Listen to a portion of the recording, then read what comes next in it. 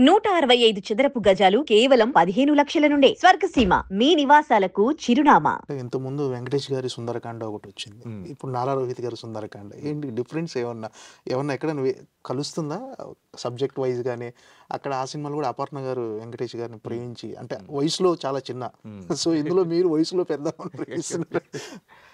అసలు దానికి దీనికి సంబంధం లేదండి కథపరంగా. బట్ ఏంటంటే రెండింటి టైటిల్ ఒకటి కొంచెం ఫన్ అయితే సేమ్ ఫన్ ఉండేటట్టు అనిపిస్తుంది. బట్ అదేంటంటే ఎమోషనల్గా చాలా డెప్త్ ఉంటుంది. బట్ దిస్ ఇస్ లైక్ ఏంటంటే కావాల్సినంతే ఉంటుంది. బట్ అసలు దానికి కథపరంగా అయితే దానికి దీనికి అసలు 1% సంబంధం లేదు. ఓకే, ఒకసారి అగ్రెసివ్గా సినిమాలు చేస్తుంటే మళ్ళీ గ్యాప్ ఇస్తారు, మళ్ళీ సినిమాలు ఏంటి సార్ అంటే ఈ స్ట్రాటజీ ఏం లేదండి. బేసిక్గా ఏంటి అంటే 2016 2017 వరకు డిఫరెంట్ సినిమాలే చేస్తుండేవాడిని. బట్ ఏంటంటే ఆఫ్టర్ పాయింట్ ఏంటంటే ఎండ్ ఆఫ్ ది డే ఏంటంటే యూ వాంట్ కమర్షియల్ సక్సెస్. ఎవరికైనా సరే మనం ఎన్ని కొత్త కథలు చెప్పినా కమర్షియల్ సక్సెస్ వస్తేనే you can tell better stories with a better budget. So ఆ వెతికే ప్రాసెస్లో కొన్ని కథలు ఓకే చేశాను. ఇవి ఆడతాయేమో అని. బట్ తెలియకుండా ఏంటి అంటే those films didn't work. And ఒక 2-3 ఫిల్మ్స్ తర్వాత first you need to stop somewhere. ఒకసారి బ్రేక్ చేసి అసలు ఏం చేద్దాం అనుకుంటున్నాం అనేది టైం తీసుకొని చేద్దాం అనుకున్నాం. సో 2018లో ఇంకా ఆపి 2019 కానీ 2020లో స్టార్ట్ చేద్దాం అనే థాట్ ప్రాసెస్లో ఆ 1 year కూడా we working on scripts only. వేరే కథలు వింటున్నాను, కథల మీద వర్క్ చేస్తున్నాను. బట్ ఏంటంటే ఇంకా దాని తర్వాత అన్ఫార్చునేట్గా గ్యాప్ అలా పెరుగుతూ వెళ్ళింది తప్ప నాట్ లైక్ ఏంటంటే ఏదో 5 years గ్యాప్ తీసుకుందాం, బ్రేక్ తీసుకుందాం అనే థాట్ ప్రాసెస్ లేదు. బట్ ఏంటంటే it was an extended gap. But ఏంటంటే ఫ్రమ్ నవ్ దీంతోపాటు నాకు ఆల్రెడీ ఒక 4 స్క్రిప్ట్స్ బౌండ్ స్క్రిప్ట్స్ రెడీగా ఉంచాం. సో సుందరకాండ రిలీజ్ తర్వాత which one we should start అంటే ఎంత బడ్జెట్లో చేయాలనేది ఒక ప్రాక్టికల్గా ప్లాన్ చేసి చేయాలి. ఎందుకంటే those are more of action based films. But you need to give them time and proper budget కూడా ఇవ్వాలి.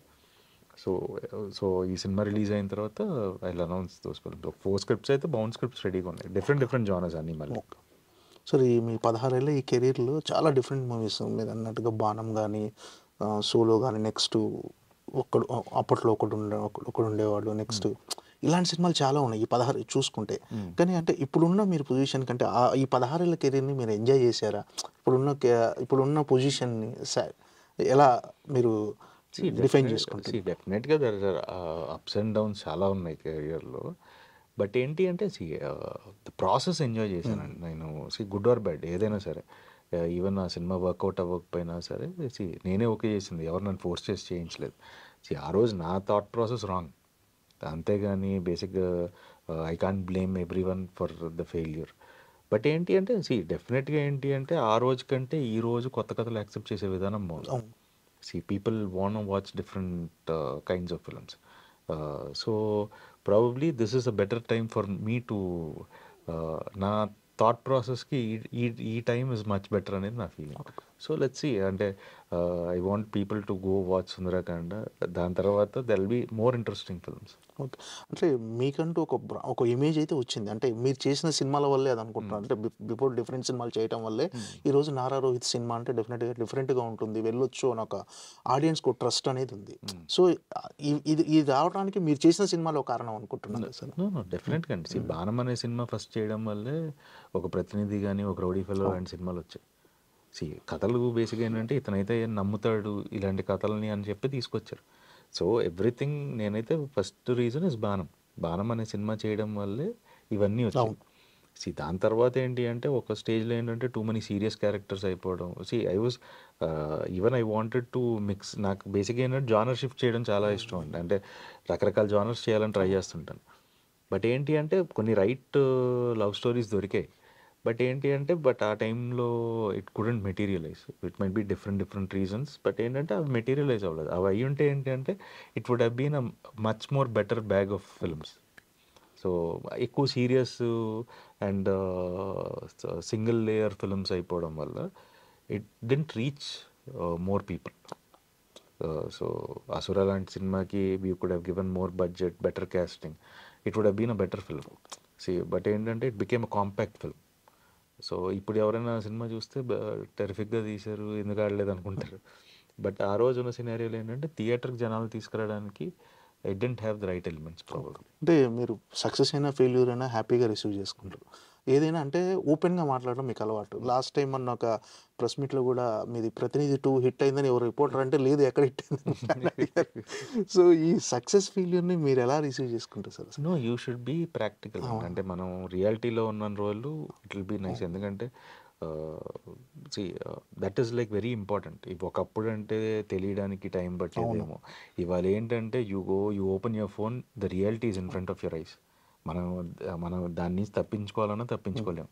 You can't hold yourself back. Compulsory వెళ్ళి ఏమంటున్నారు సినిమా గురించి అని ప్రతి ఒక్కరిని చూసుకుంటాం.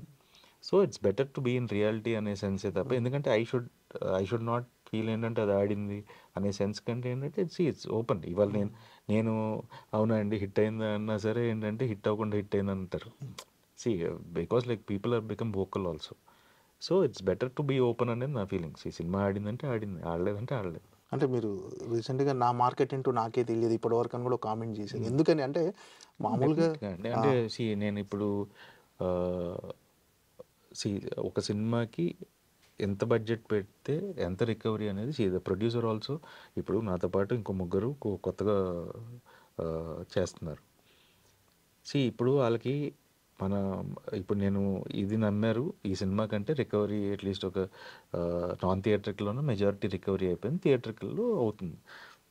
అదే కానీ నేను ఇది ఇంటూ 2 బడ్జెట్ ఉంటే జస్ట్ నేను కథ నచ్చి నమ్మి పెడితే how much is the recovery? 30%. 70% is at risk. If our film is good it will work. ఎంతవరకు రికవరీ వస్తుంది? అందరూ their money is at stake. ఇలాంటి వాళ్ళు ఇంత సినిమా మీద ఇష్టం ఉండి చేసేవాళ్ళు ఒక సినిమా మీద if they get their money back they will invest again in cinema only. ఒక సినిమాకి డబ్బులు రాగానే జేబులో పెట్టుకుని ఎవరు వెళ్ళిపోరండి. మళ్ళీ వాళ్ళకి ఆ ప్యాషన్తోనే వస్తారు, మళ్ళీ ఇంకో సినిమా మీద ఇన్వెస్ట్ చేస్తారు. ఇంకో డైరెక్టర్ వెంకటేష్ లాంటి ఇంకో డైరెక్టర్కి అవకాశం వస్తుంది. సో ఐ వాంట్ ఏంటంటే the producer should also be happy. Producer ఆనందంగా ఉంటేనే ఇంకెన్నో సినిమాలు వస్తాయి, ఎంతో మంది కొత్త టాలెంట్కి అవకాశాలు వస్తాయి. So end of the day producer should be happy. So OTT అనేది కంప్లీట్గా అన్ని తెలుగు సినిమా మార్కెట్ని కానీ అంత గ్లోబల్ వైజ్ మార్కెట్ని మార్చేసింది సార్.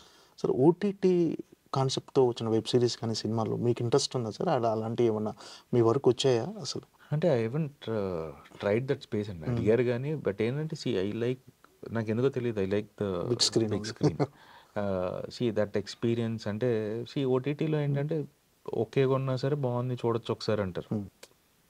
బట్ ఏంటంటే థియేటర్ అలా కాదు. థియేటర్ ఆ 2.5 hours మనం అన్ని సంవత్సరాలు పనిచేసినా 2.5 గంటలు డిసైడ్ అయిపోద్ది. అది సక్సెస్ వచ్చినా ఫెయిల్యూర్ వచ్చినా. సక్సెస్ వస్తే ఇంకా అది ఏ రేంజ్ అనేది ఎవరు చెప్పలేరు. It is 2 sides of a coin. But ఏంటి అంటే this is like a magic అంతే. ఆ 2 hours ఒక బ్లాక్ బాక్స్లో బ్లాక్ రూమ్లో కూర్చొని మనం చూపించేది వర్కౌట్ అయితే ఇట్ ఈస్ లైక్ వేరే లెవెల్ అది. సో దిస్ ఎక్స్పీరియన్స్ డెఫినెట్గా ఏంటంటే వండర్ఫుల్ కంటెంట్స్ చేస్తున్నారు, వండర్ఫుల్ సిరీస్లు తీస్తున్నారు. It is also great medium. But personally నాకు cinema is like, because like I come from, నేను చాలా సిరీస్లు చూస్తాను. బట్ నేను ఈ చిన్నప్పటి నుంచి ఈ థియేటర్స్లో సినిమాలు చూసే ఎక్స్పీరియన్స్ నుంచి వచ్చాను కాబట్టి I will definitely prefer doing films for theatre. Sir రీసెంట్గా ఎంగేజ్మెంట్ అయింది కదా, శిరీష గారు మీకు సలహాలు ఇస్తుంటారా సార్? డెఫినెట్గా.